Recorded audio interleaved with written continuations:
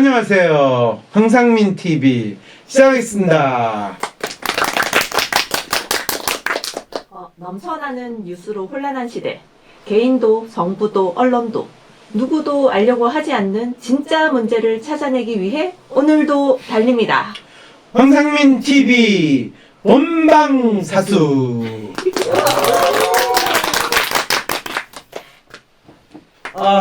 오늘 이렇게 스튜디오를 가득 채워주신 많은 분들이 있고요. 스튜디오에 먹을 것도 호떡부터 시작해서 케이크도 있고 쿠키도 있고 멀리 하와이 여행을 다녀오신 우리 이 선생. 네. 어떻게 여행은 즐거우셨어? 네, 여행 뭐 너무 좋았고요. 너무 좋았고요. 네, 날씨가 미세먼지가 없으니까. 미세먼지가 없어서 이렇게 열불을 올리는 또 경우도 있습니다. 윤양, 오늘은 무슨 사연을 가지고 오셨나요? 오늘 사연은 행시 패스 남편과 참고산 29년 황혼 이혼할까요? 라는 사연을 역할극으로 준비해봤습니다. 오.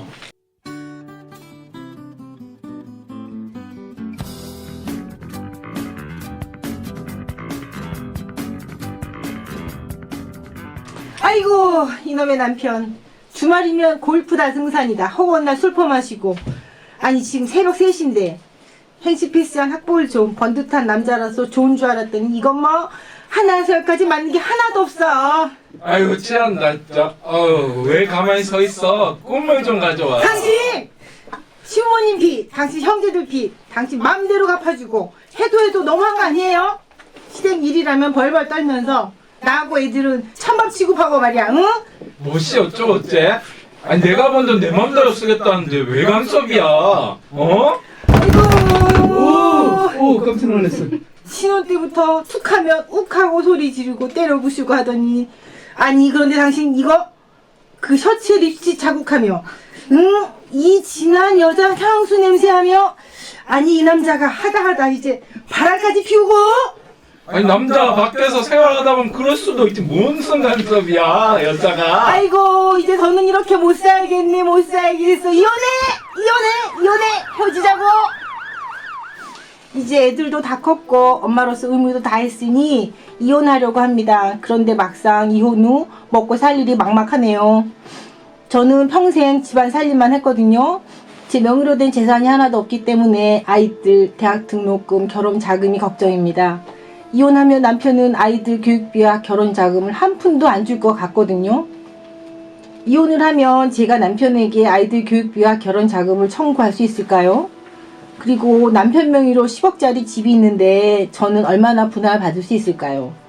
또 뭘 해서 먹고 살 수 있을까요?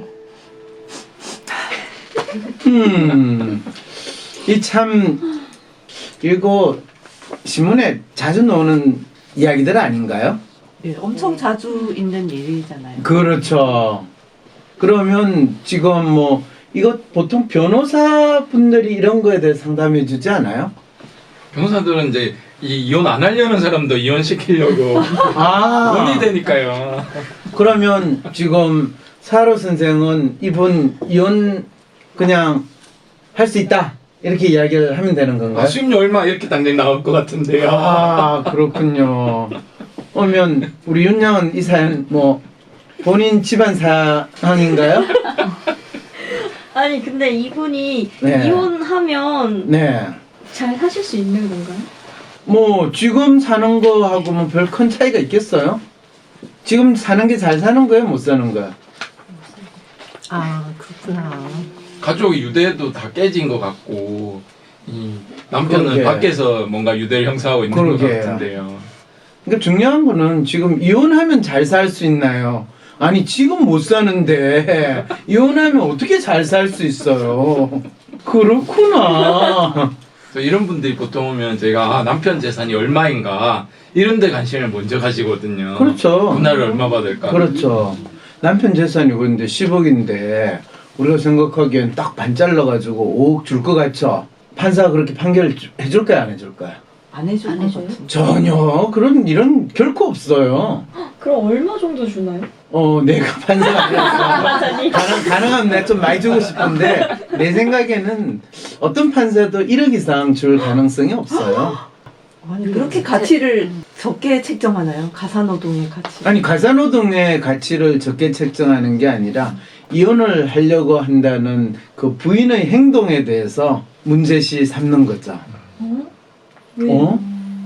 아니 그냥 결혼했으면 죽이 되든 밥이 되든 살아야지. 어떻게 이혼을 한단 말인가? 이게 기본적으로 판사분들의 양심이거든요. 아 판사는 보통 그러면 남편분한테 빙의해서 남편분. 아니요, 여성 판사들도 많아요. 여성 판사가 지금 이 재판부의 30% 정도 되거든요.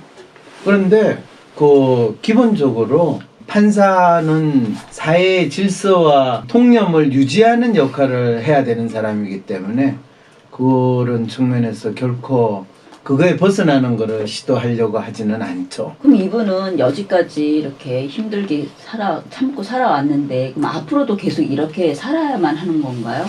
지금까지 참고 살아왔다는 건 누구 이야기인가요? 부인의 이야기. 부인의 부인은 뭘 참은 게 뭐가 있어요? 남편이 늦게 들어오고 네. 가족을 꼭 더부살이 하는 것처럼 취급을 하고 그렇죠. 화내고 때려고 월급도 일부만 생활비를 주고 그렇죠. 이거 그게 살 수가 있어요. 이렇게. 남편이 찌질하게 생활한 거지 이 부인분이 참고 살아온 거예요? 지금 남편이 월급을 일부를 주고 또 본인이 남편한테 욕설을 듣고 하는 거 그건 남편 행동이에요? 본인 행동이에요? 남편 행동. 그렇죠. 네. 그럼 남편은 그렇게 살았다라는 거는 이해가 되는데 저가 참고 살았어요라는 말 자체는 그럼 그분은 어떻게 살면 안 참고 살았을까요? 그러게 왜 참고 살았을까? 그러니까 그 말은 참고 살았는 것 자체를 마치 본인이 상당히 잘 살았다든지 아니면 내가 바보처럼 살았네요 이렇게 지금 이야기하는 마음이잖아요. 노예가 주인님이 그동안 저를 구박했어요. 제가 주인님의 구박에 널 참고 살았어요. 너 왜 참고 살았니? 저는 노예라서 어쩔 수 없이 참아야 돼요. 누가 널 보고 노예로 하라고 그랬니? 처음에 결혼할 때부터 노예가 되는 걸로 알고 있는데 아닌가요? 이렇게 되는 거죠. 경제적인 고민도 클 것 같은데요. 그거는 본인이 그러면 지금 살 때 그 본인이 남편 월급을 받아서 사는 거 아니에요, 그죠? 네. 그럼 남편이 월급을 다 줘요, 아니면 조금 줘요? 조금 주죠. 그렇죠. 그러면 왜 더 안 주냐라고 왜 못했을까요? 안 한 거죠. 그렇죠. 싸기 싫으니까. 싸우기 싫으니까. 그런데 어떤 남자든지 간에 집에 들어오자마자 월급 제대로 달라고 난리를 치고 심지어는 이 남편분은 공무원이라며요. 그러면 회사 쳐들어가가지고 월급 안 준다고 난리를 치면 어떡할까요? 본인 사회적 체면이 있으니까. 그렇죠. 사회적 체면 때문이라도 월급을 저렇고 치사해서 가져라 그러고. 그렇죠, 그렇죠. 투쟁해서 얻어야 되는 거죠. 받아야 되는 거죠. 그게 권리죠. 자기 권리 자기가 챙기는 건데. 그럼요, 자기가 안 그럼요. 챙겨놓고. 지금 와서 참고 살았어요. 근데 그런 거 잘 못하시는 분들이 있죠. 많죠. 로맨 분들 예. 대부분 그러죠. 그런 분들은. 그러니까 그러면 지금까지 참고 살았는데 이제 이혼하겠대요. 왜 참고 살아? 지금까지 잘 사는 분이 이혼하겠다고 그러면 언제든지 하시고 싶은 대로 하세요라고 저는 이야기해주고 싶어요. 근데 지금까지 참고 못 살았는데 이혼하면 살 수 있지 않을까요? 우리 지금 우리 이 선생 네. 대한민국에 미세먼지가 많아가지고 그냥 공기 맑고 참 따뜻한 하와이를 갔어요. 네. 그래, 그 좋은 하와이 가서 잘 살다 계속 사시지. 이러면 돈이 뭐라고 하겠어요. 근데 뭐 생활비 비싸고. 생활비도 비싸고 뭐 가족도 없고. 그렇죠. 그러니까 어쨌든 간에 미세먼지 있어도 서울에 다시 올 수밖에 없잖아요. 그렇죠. 여행이니까. 네. 네, 여행이 그렇죠. 본인은 여행이니까. 네. 물론 결혼해서 사는 것도 여행이라 생각하고. 이혼을 여행으로 갔다 올까요? 예, 어떡하죠? 근데 이분은 이제부터 참지 않으면 되는 거 아니에요? 그렇죠. 그럴 때 이제부터 참지 않고 내가 내 삶을 살겠다. 또 결혼 생활 하더라도 얼마나 좋아요. 남편이 술 마시고 늦게 들어오고 안 들어오고 그러면 그럼 나도 바깥에 나가서 내가 하고 싶은 일 찾아보면 되는 거고. 그 생각이 아이들도 다 컸겠다. 아이들이 다 컸겠다. 예. 충분히. 그럼요. 그랬을 때 바깥에 나와가지고 또 이분이 그럼 내가면 나이 들고 이렇게 한 나를 누가 봐주겠어요. 근데 본인 마음이 늙었지 밖에 나가면 또 그렇게 안 늙을 수도 있거든. 근데 꼭 그렇다고 제가 불륜을 조장하거나 뭐 자유부인이 되도록 이야기하는 건 전혀 아니에요. 단지 자기 삶을 자기가 만든다는 생각으로 살아야 된다라는 뜻에서 이야기를 하는 거죠.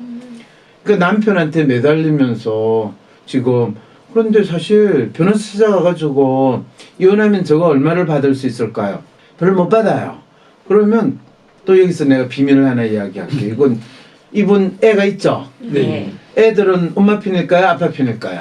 엄마 편이겠죠? 네. 그러면 애들이 아빠한테 아빠 우리 생활비 좀 더 주세요 라고 이야기를 하든지 아빠 이래서 돈이 필요해요 돈 주세요 그러면 아빠가 줄까요 안 줄까요? 줄 것 같아요. 줄 수밖에 없어요. 그럼 그거 모아가지고 엄마하고 같이 잘 쓰면 되는 거고. 그럼 집에 오면 그 아빠는 집에 딱 들어서는 순간 자기 아구는 없고 전부 다 자식하고 부인이 거의 적이라는 느낌이 있으면 기가 죽겠어요 안 죽겠어요? 그러니까 이게 기본적으로 변호사한테 찾아가가지고 뭐 이혼하는 게 좋을까요 어떨까 물어볼 이슈가 전혀 아니에요. 내가 내 생활을 어떻게 살 것이며 우리 집의 주인이 바로 나와 아이지 저 돈 벌어오는 ATM 머신이 아니다라는 거를 명확하게 알려주면 되는 거죠. 4월 27일 토요일 WPI 초급 워크숍에 참여하세요.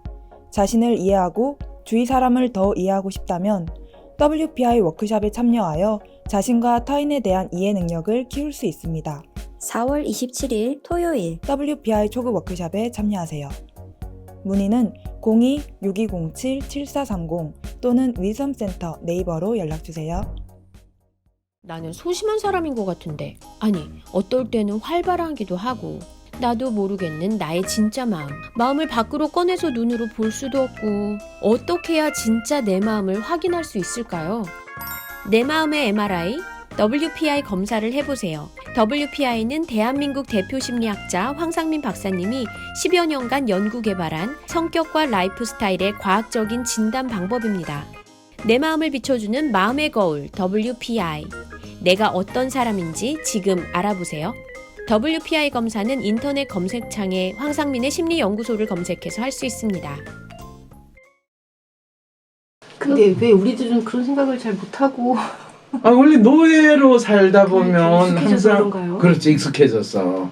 그냥 주변에서 다 그렇고 너무 익숙해지니까 아예 생각조차를 못하나 보다. 그렇죠. 그러니까 이 기회에 그냥 생각을 바꿔가지고 남편을 돈 벌어오는 노예로 여기고 네. 이렇게 살라는 뭐 그거는 이제 선택의 문제니까 도망간 노예도 들어오는 이 상황에서 실제로 그런데 많은 남자들은 모이면 그런 이야기해요.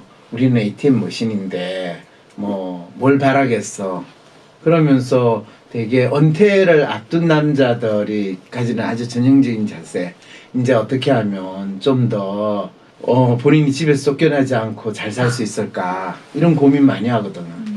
특히 공무원이니까 어차피 이분 연금 수령을 하는 거를 남편 혼자 되는 게 아니라 부인과 자식이 또 그 대상이 당연히 되거든요. 이제 그런 부분에 대해서 물어보는데 그것도 뭐 굳이 변호사한테 가서 이혼으로 이슈를 물어볼 필요가 없거든요. 뭐 다들 왜 이렇게 심각하세요? 아니 의외로 너무 문제가 전혀 다른 해결 방법이 있으니까 전혀 생각 못했던. 아 그래요? 예예. 아니 뭐를 걱정하셨는데요? 뭘 해 먹고 살까? 아니 그걸 왜 지금까지 먹고 살던 대로 사는 사람이 그렇게 살면 되지.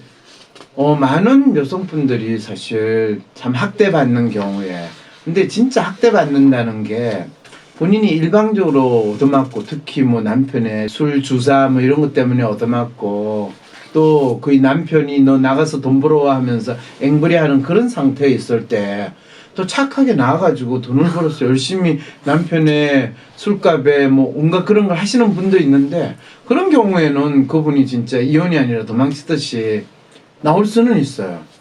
그런데 남편이 번듯하게 사회적으로 특히 번듯하고 공무원이다.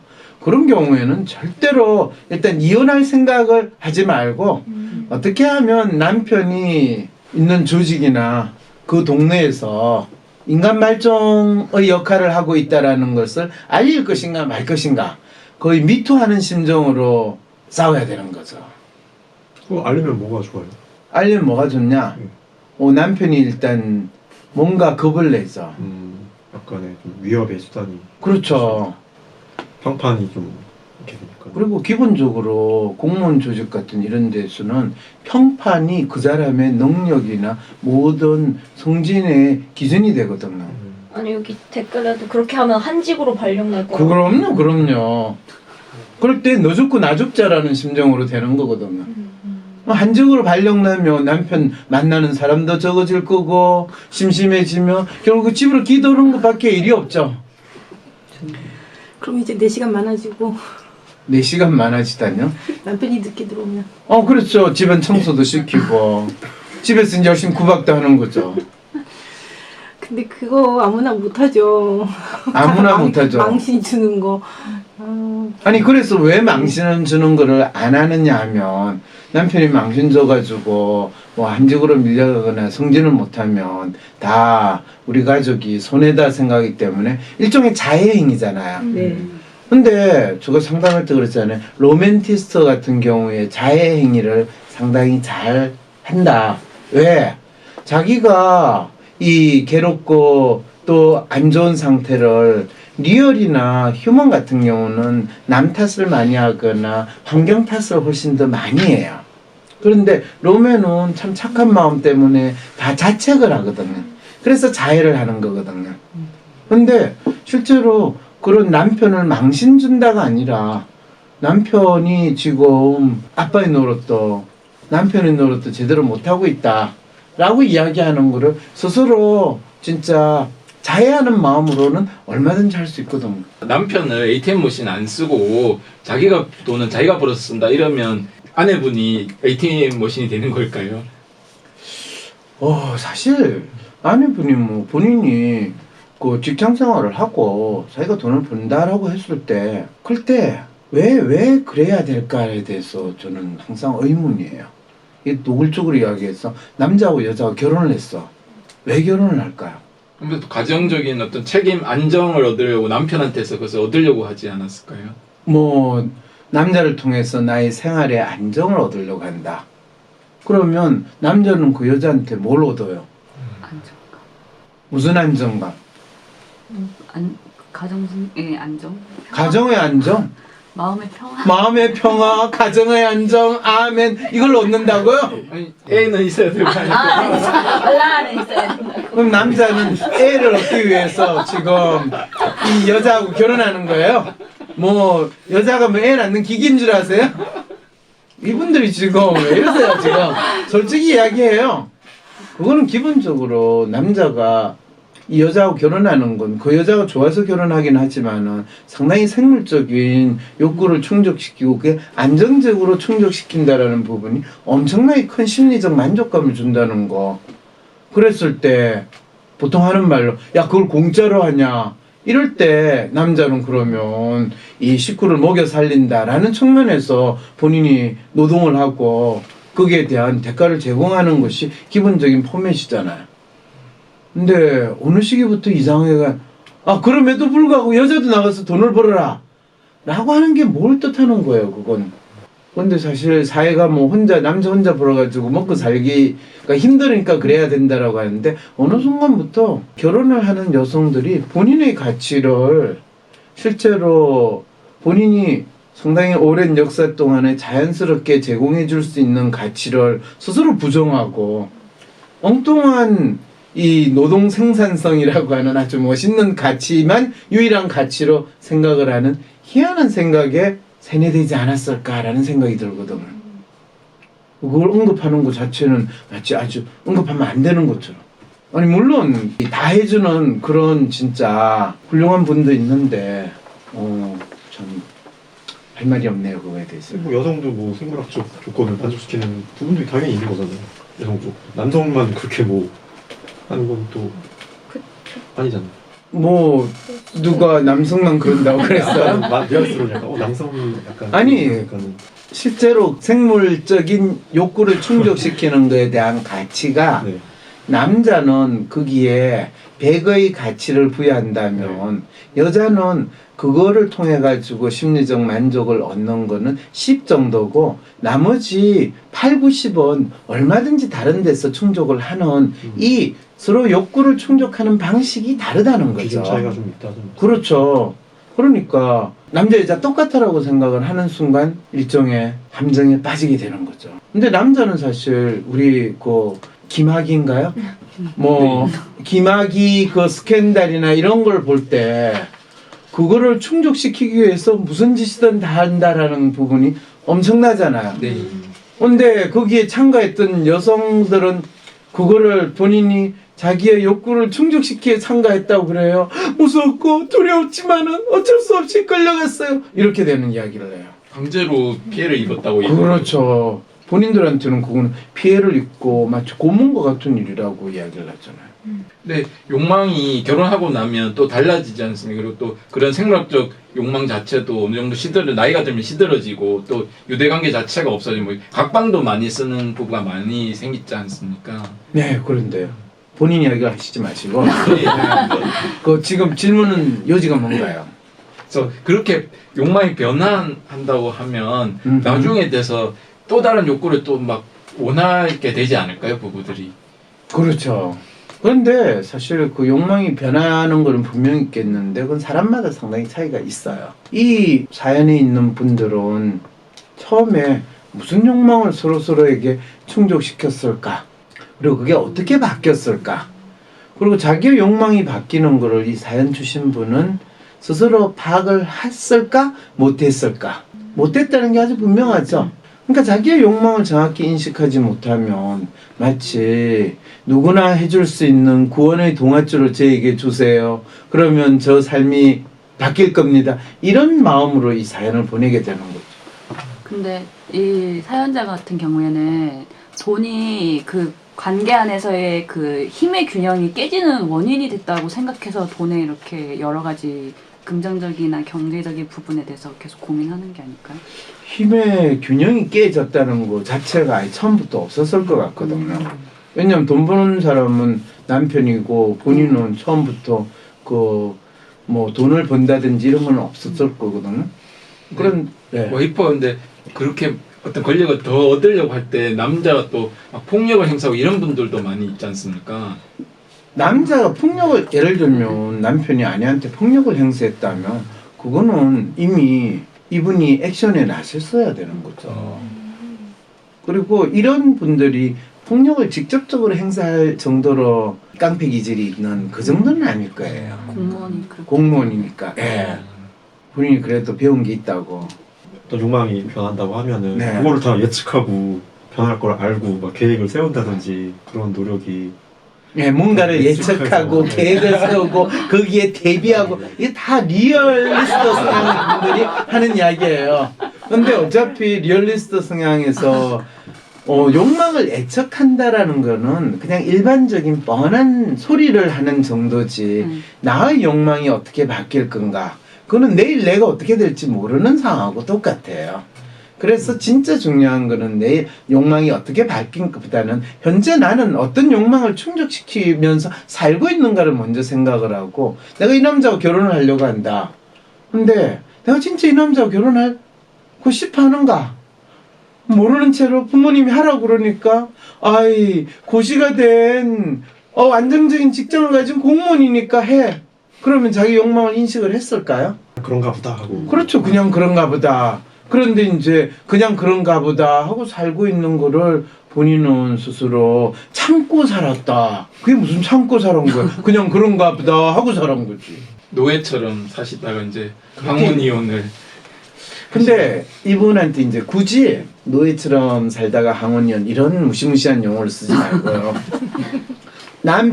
이 지긋지긋한 남편도 아니고 남의 편인 이 인간을 내가 그동안 진짜 산 게 너무 억울하다. 진짜 복수를 해주고 이 재산을 확실히 내 몫을 챙기겠다. 라고 할 때는 준비를 해야 돼요. 준비를. 기책 사유를 찾아야 돼. 아, 이게 이제 결혼도 안 해보신 분이 소심하게 하는 게 얼마 전에 저한테 상담 오신 분이 이런 걸 가지고 오신 분이 있는데 그래서 남편이 재산 숨겨놓은 재산까지 제가 한번 찾아가지고 그걸 하면 제가 얼마까지 받을 수 있을까요? 이렇게 이야기를 하시는데 전혀 그 방법을 쓰시면 안 돼요. 특히 공무원 같은 경우에는 사실 진짜 재산은 연금이거든요. 그리고 남편이 지금 있는데 그러면 남편이 한 5년 정도 은퇴할 시기가 남았다. 그럼 5년 동안 준비를 해야 되는 거예요. 준비를 어떻게 하냐 하면 지금부터 남편한테 자기가 돈이 필요하다고 계속 이야기하면서 돈 달라고 하는 거예요. 남편이 가지고 있는 현금 자산을 가능하면 온갖 명목으로 다 달라고 그러는 거예요. 그러면 돈 안 주면 그거 가지고 계속 싸우는 거예요. 전투 모드로 들어가는 거죠. 귀찮아서 먹고 떨어져라 이런 식으로 주제까지. 그렇죠. 그러면 계속 그래 돈 받으면 자기 그거 차곡차곡 쌓아놓고 그 다음에 이제 남편이 딱 은퇴하는 그 시점에 대해서 이혼 소송을 제기를 하는 거죠. 그리고 그 대상은 다른 게 아니에요. 그냥 연금 그거는 반분할해야 된다. 그게 확실하게 뒤통수를 때려줄 수 있는 거예요. 네, 기가 막히네요. 아 이거는 이미 이웃나라 일본에서 수십 년 전부터 남편 은퇴를 기다려가지고 이혼 소송을 하는 게 유행처럼 일어났어요. 우리나라보다 한 10년, 20년 앞서서 꼭 경험하다 보니까 이 황혼 이혼 전략을 아주 잘 이 변호사들한테 밥벌이 못할 텐데 이 황혼 그렇죠. 이혼에 대해서 저는 변호사 수임료보다는 상담료가 싸요. 네. 네. 황심소는 나 혼자 고민하는 해결할 수 없을 것 같은 문제를 공개 상담함으로써 나와 비슷한 고민을 하는 사람들의 고민을 동시에 해결해 드립니다. 황심소에 사연을 보내주신다는 것은 채택이 될 경우 청취자분들과 공유한다는 것을 기본 전제로 하며 별도 동의를 구하지 않습니다. 황심소에 사연이 채택될 가능성을 기다리기보다 당장 상담이 받고 싶은 분, 비공개로 박사님과 직접 개인 상담을 원하시는 분들은 위즈덤센터에서 유료 상담 신청을 개별적으로 해주세요. 황심소와 멀리 계셔도 전화 상담까지 가능하답니다. 위즈덤센터 메일은 wisdomcenter@naver.com 전화번호는 02-6207-7430입니다. 위즈덤 센터가 삶을 고민하는 많은 분들에게 사회적 기업 활동으로 무료 상담을 받을 수 있는 프로그램을 만들었습니다. 상담 비용이 부담스러우신 분, 자신의 고민이나 아픔의 정체가 무엇인지 알지 못해 상담을 주저하셨던 분을 위해 상담 기회를 제공합니다. 상담을 통해 자신의 마음을 확인하고 자신의 문제에 대한 통찰을 경험할 수 있을 것입니다. 편집의 최윤희였습니다.